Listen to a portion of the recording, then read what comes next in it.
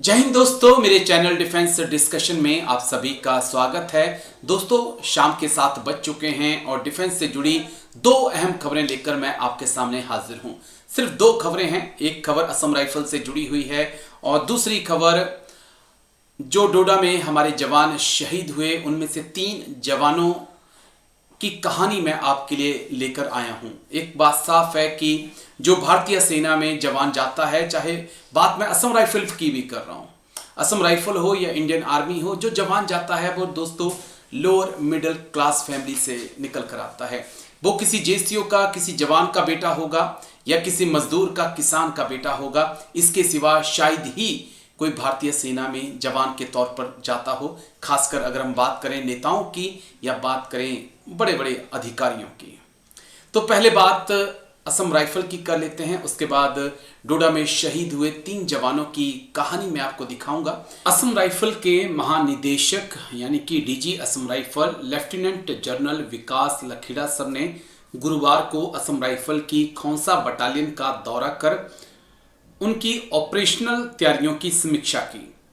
दौरे के दौरान उन्होंने बटालियन के अधिकारियों और जेसीओ रैंक और जवानों के साथ बातचीत की। इस दौरे के दौरान महानिदेशक को बटालियन द्वारा एकीकृत नई पीढ़ी के उपकरण और निगरानी की प्रणालियां दिखाई गई और इन उन्नत प्रणालियों के परिचालन, उपयोग और प्रभावशीलता के बारे में भी जानकारी दी गई।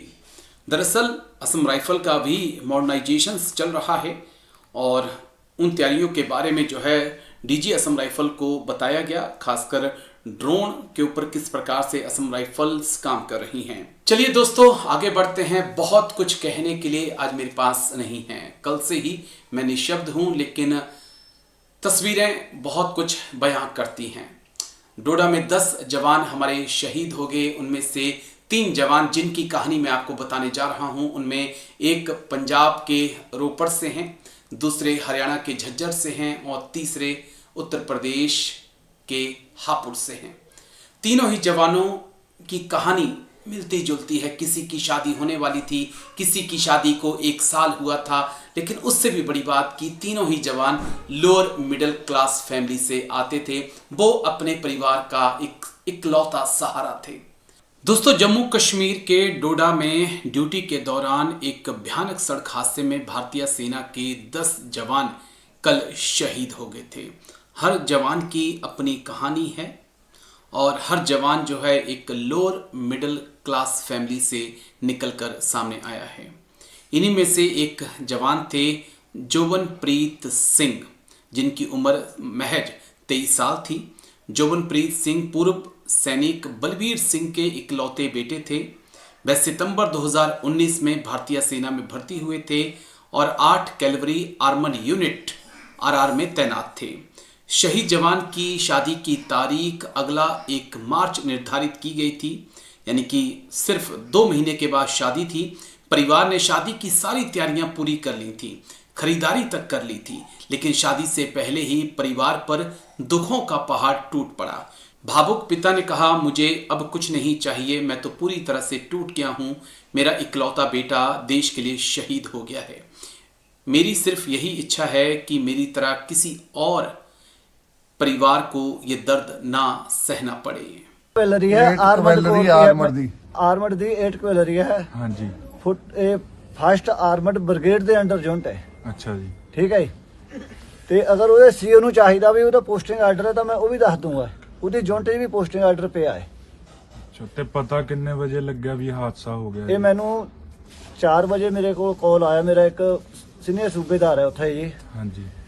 ਉਹਨਾਂ ਮੇਰੇ ਬੱਚੇ ਦਾ ਨਾਲੇ ਸ਼ੁਰੂ ਤੇ ਹੀ ਜਦੋਂ 2-4 ਸਾਲ ਦਾ ਤਾਂ ਜਦੋਂ ਪੈਦਾ ਹੀ ਹੋਇਆ ਉਦੋਂ ਤੋਂ ਹੀ ਜਾਣਦਾ ਤਾ। ਹਾਂਜੀ। ਉਹਨਾਂ ਬੱਚੇ ਨੂੰ ਪਛਾਣਿਆ, ਉਹ ਵੀ ਉਸੇ ਆਰਆਰ ਚ ਤਾਏ।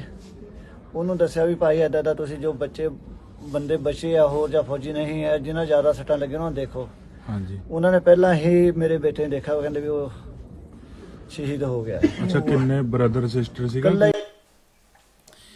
शहीद हुए जवानों में हरियाणा झज्जर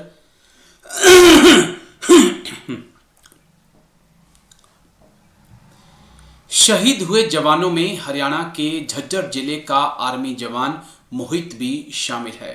मोहित की उम्र महज 25 साल थी हादसे की सूचना गांव में गुरुवार की देर शाम को परिजनों को मिली। सूचना मिलने के बाद से ही मोहित के पैतृक गांव गिजा धोद में मातम छा गया। परिवारों के मुताबिक मोहित 5 साल पहले आर्मी में सिपाही के पद पर भर्ती हुए थे। करीब 1 साल पहले ही मोहित की शादी हुई थी। शहीद जवान मोहित की पार्थिव देह शुक्रवार करीब 2 बजे गांव पहुंचने की सूचना मिली है। सेना द्वारा जवान का पार्थिव शरीर पूरे सैन्य सम्मान के साथ गांव लाया जाएगा, जहां अंतिम संस्कार किया जाएगा। बताया जा रहा है कि शहीद जवान मोहित करीब 5 साल पहले सेना में भर्ती हुआ था और नवंबर 2024 में उसकी शादी हुई थी। बताया जा रहा है कि अपनी शादी की सालगिरह पर मोहित नवंबर 2025 में 15 दिन की छुट्टी पर घर आया था। फिलहाल मोहित का कोई बच्चा नहीं है।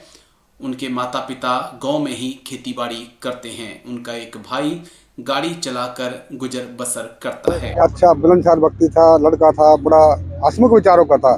छुट्टी आता था, बच्चों में खेलता कूदता था और बहुत मिलनसार लड़का था। तो कब भर्ती हुआ रहा है ये 2000 करीब हुआ है। हाँ, 5 साल की जॉब हुई इसकी। उम्र है करीब 26 साढ़े 26 साल करीब। शादी को भी कम टाइम हुआ है? पिछले 1 साल 2 महीने मेरे ख्याल में। पिछले नवंबर में हुई थी, 22 में शायद। इससे पहले आया था ये? अब छुट्टी काट गया था, बताते हैं 2 महीने। मैं भी बाहर जॉब करता हूँ सर। तो अब इसके दाह संस्कार की तैयारी हो रही है, प्रशासन आएगा, गांव इकट्ठा हो रहा है।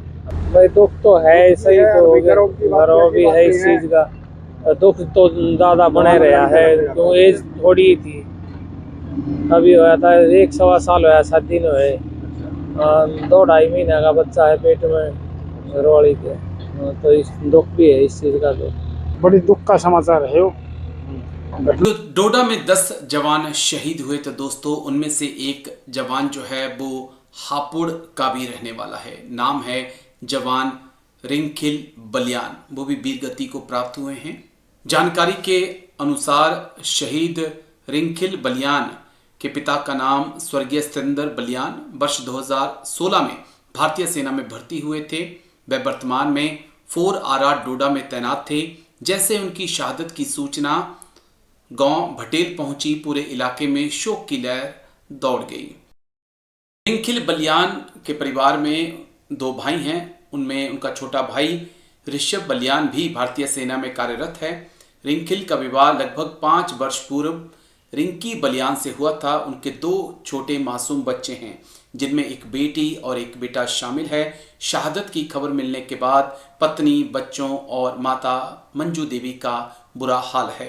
बताया जा रहा है कि शहीद रिंखिल बलियान का पार्थिव शरीर आज उनके पैतृक गांव पहुंच सकता है।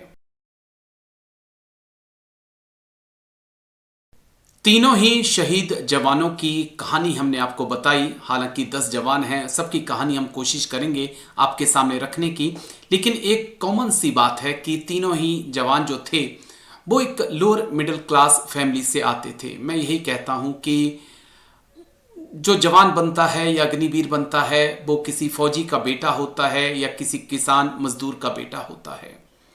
किसी अधिकारी का, किसी नेता का बेटा कभी जवान नहीं बनता है। और हम सब लोअर मिडिल क्लास फैमिली से आते हैं। और जो हमारा अगर कोई सेना में हो जाता है तो हम उम्मीद करते हैं कि परिवार की दशा और दिशा बदल जाएगी, लेकिन बीच में ऐसे झटके झेलने पड़ते हैं। अब वो हादसे की तस्वीरें देख लीजिए जो कल डोडा में हुआ था।